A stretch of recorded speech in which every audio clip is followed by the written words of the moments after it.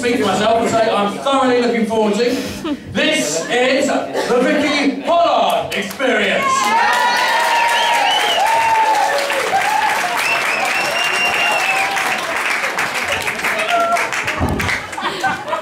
Except in public places where it's prohibited.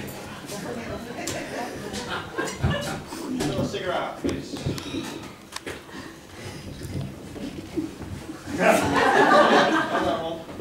Can I have tickets, please? You're a ticket lady here? Pollard. You don't have a ticket, you can get off the bus. Oh my god, I can't believe you just said that. It's right sexual harassment. You just fancy me, why don't you just come out and say it? God, it's like when we were on the school trip to Milliken Beach and Helen Waters started telling everyone that I shot myself, but I hadn't. And anyway, we blamed it on Fee Curry because she was reading a Horse and Hound magazine, was getting well excited about this story about Oliver Townsend, who she well fancies. Anyway, we had to go and speak to Mrs. Garnett, and she said we had to go and speak to, go and sit next to Simon Courtman, because he didn't have any friends and they smelled.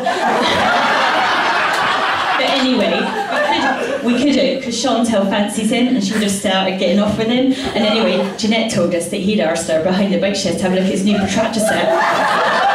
It's alright, Vicky. I got you a ticket. One for me and one for her. What'd you do that for, you tall virgin? I'm Vicky Pollard. I don't need no ticket. If Jeanette and Susie hear about this, they could think I'm well sad. Well, at least we're not going to get chucked off now. That's what you think. Oi!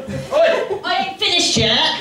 Right, that's it, off the bus, come on. It's alright, we're getting off here anyway. It's a village shop. You should have worked harder at school.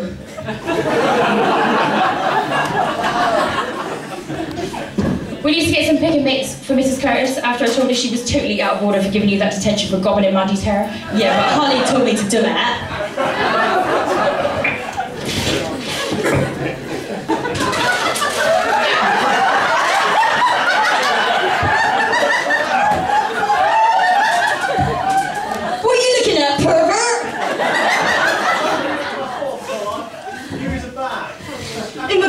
Recess? Oh, right now? Yeah, but, you're suspected if you just wait, Ad. God, this is so unfair. I ain't done something or nothing. Because it's just like being back at board school. If you want to speak to anyone about nicking things, you need to speak to Fee Curry. She's always nicking the curly whirlies and the Cadbury's cream eggs, stuffing them up her jumper and making it she's pregnant. And anyway, it's just like the time we were at where were we? The leisure centre. And we were with Shirley and Bridget, and Shirley put her hand at the vending machine to nick an aero bar, and she got it stuck, so I got my penknife out to try and cut her free, and she completely had an epi. And Mrs. Mountford said that I am educationally subnormal, like that bloke Simon Edwards. But don't listen to anything he says, because he says he's going to be a brain surgeon when he's older, and oh my god, that'd be so funny.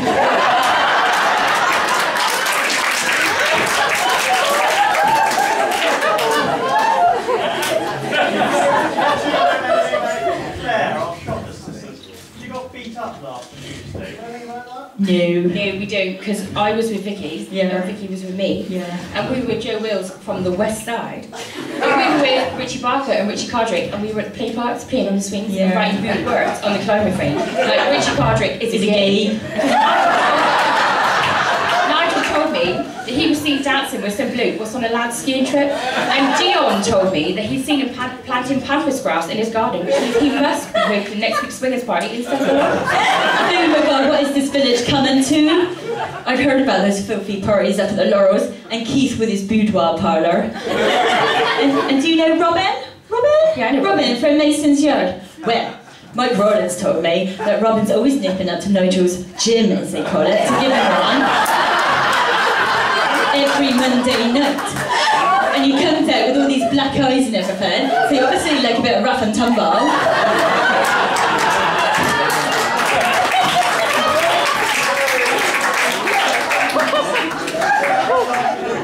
You got any GCSEs? GCS what? I'm well busy. Evenings, Chantal looks after my babies, and I work for this company called the Re Group, and I work their dirty phone lines.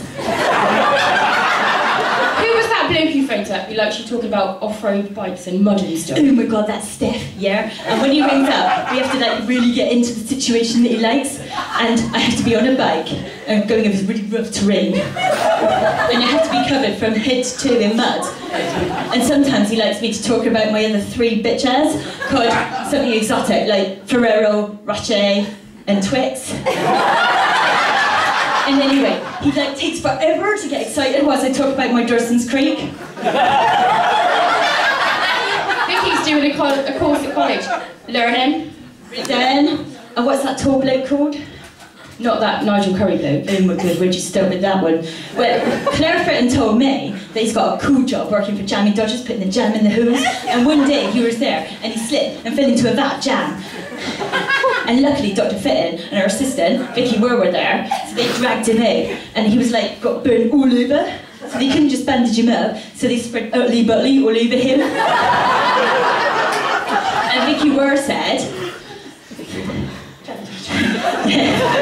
said that Jammy Dodgers were going to bring out a curry and butter biscuit, but don't listen to anything she says, because we all know she does a moustache. Well, you know what these GPs are like. Dr. Bush told you keep getting pregnant from other people's dirty bathwater. I know. If I were you, I wouldn't go bathing up Mothercombe Beach. There's some right dodgy blokes that go down there with their canoes and their large fans with tinted glass windows.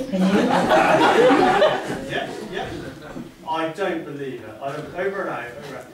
Right, out you two. I just heard you've left your baby on the bus. Apparently you swapped it for a Westlife CD. Yeah? How can you do that? I know Westlife are rubbish, but it's alright, I've got loads more at home. Let's go to assembly, Chantal.